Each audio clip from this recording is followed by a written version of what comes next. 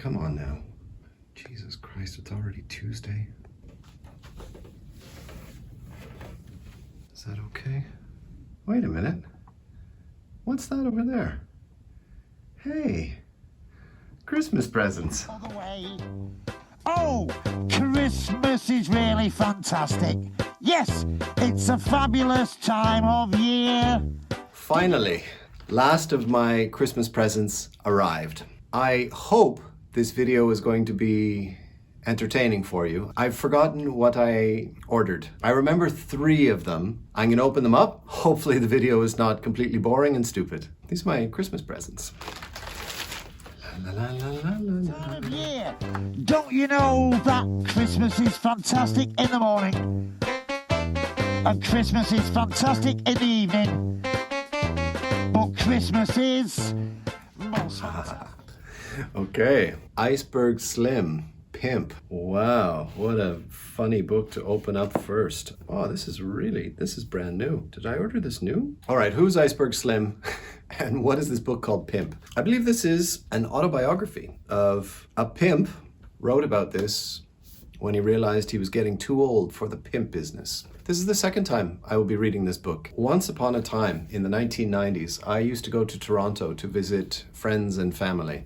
And on Queen Street West, there used to be this really nice bookshop. They had a small press section and I would go in there. I was working as a bartender, so I always had lots of cash in my pocket. I would go to the small press section. I would just pick up books with interesting names. Iceberg Slim, Pimp. I didn't know which was the title. Picked that up in the 90s and I read it and I really liked it. I read a few other books by Iceberg Slim as well. I don't remember their names because that was a lifetime ago. I'm happy to read this one again. However, I'm a bit worried that it may not live up to my expectations. That I remember it quite fondly. It was 25 years ago, so we'll see. We'll see if... Take it away, me!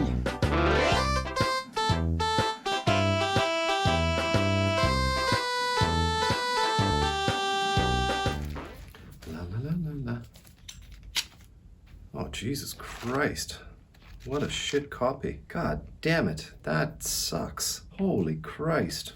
I'm not too happy with this. All right, maybe it wasn't very much money, but I mean, that is a really beaten up old copy. And I'm looking forward to reading this book, but if you're a fan of people who make YouTube videos about book reviews, you might know that the most popular guy just reviewed this book last month.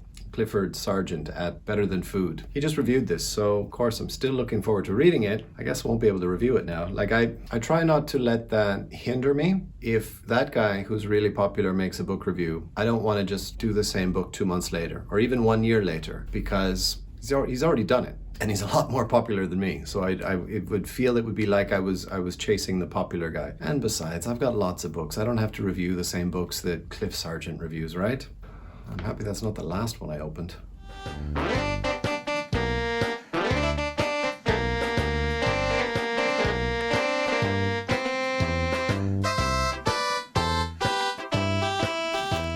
Ooh, big one.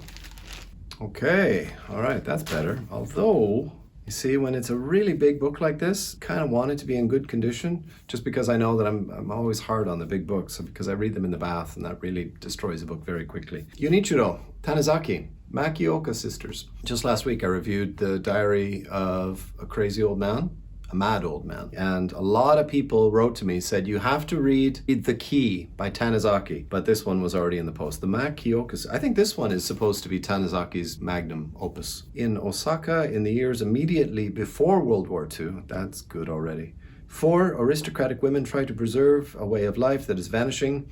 As told by Junichiro Tanizaki, the story of the Makioka sisters forms what is arguably the greatest Japanese novel of the 20th century. Well, a poignant yet unsparing portrait of a family, unsparing, there's the adjective, and an entire society, sliding into the abyss of modernity. Tsuruko, the eldest sister, clings obstinately to the prestige of her family name, even as her husband prepares to move their household to Tokyo, where that name means nothing. Sachiko compromises valiantly to secure the future of her younger sisters.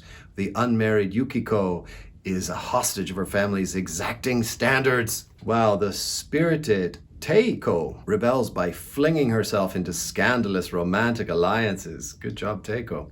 filled with vignettes of upper-class Japanese life and capturing both the decorum and the heartache of its protagonists. 530. I hope it doesn't start with a family tree.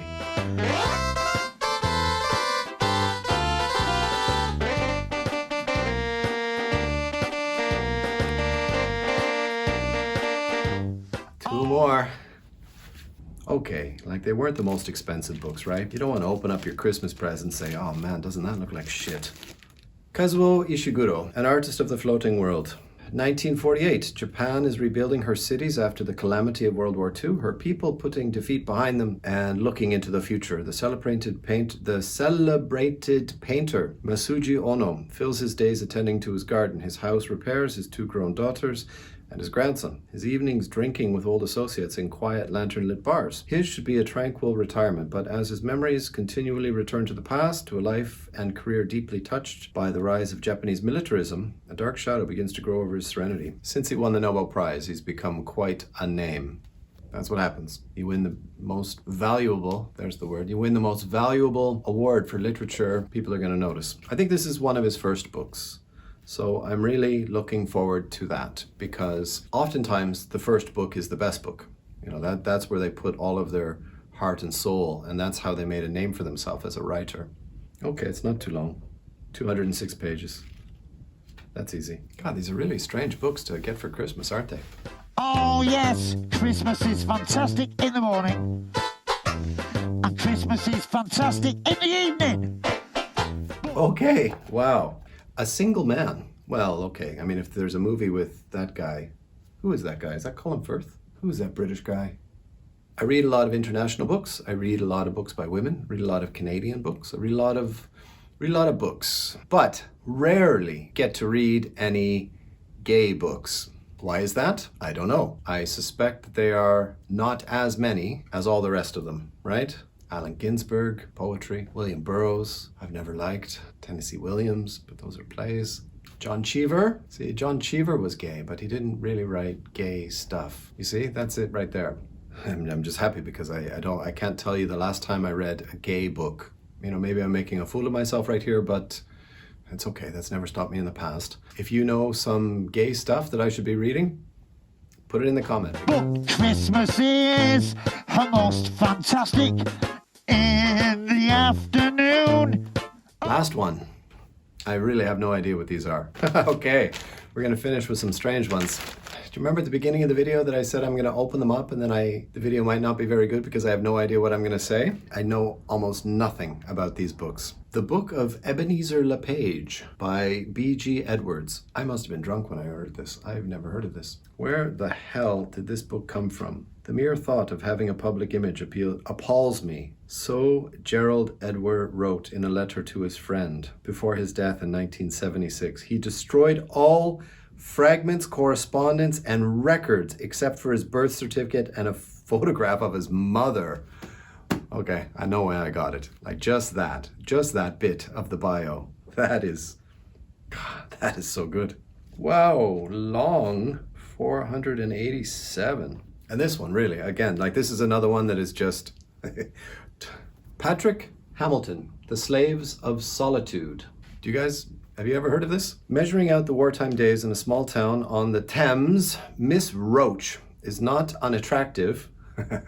That's nice. But no longer quite young. The Rosamund Tea Room's boarding house, where she lives with half a dozen others, is as grey and as lonely as its residents for Miss Roach, slave of her taskmaster Solitude. I get the impression I wasn't particularly in a happy mood when I chose these books for Christmas, was I? The Slaves of Solitude. Oh, look at that. Oh! Now come on. That is a bit of serendipity, if ever I've seen it. Merry Christmas, someone. All love, someone. The 25th of December, 2014, with 5 kisses. That's no joke. That's right there. 2014, that wasn't particularly long ago. 8 years. God, what happened to that relationship? Like, how did this book end up in the used book? Oh, well. If you want your book back, I've got it. Just get in contact with me and I'll mail it back to you after I've read it. So which one am I looking forward to reading first? Well, See, that's a bit of an issue because, I made my top 10 books to read for 2022 and I chose a lot of really big books. I don't know why. Oh, man. See, you start a YouTube channel and you think you're clever and all of a sudden you immediately make mistakes.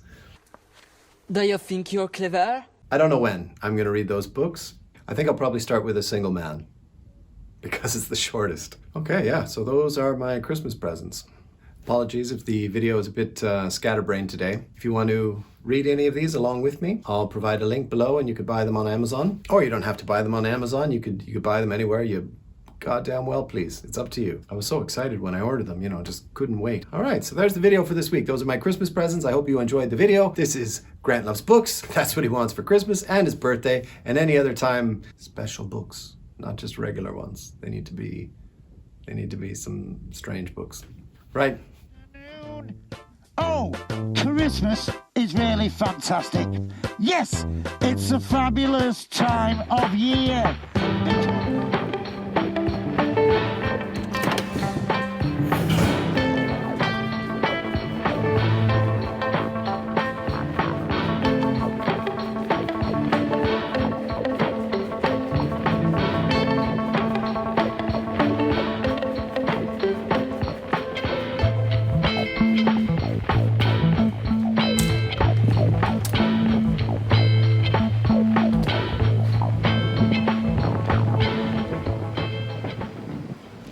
Oh, big one.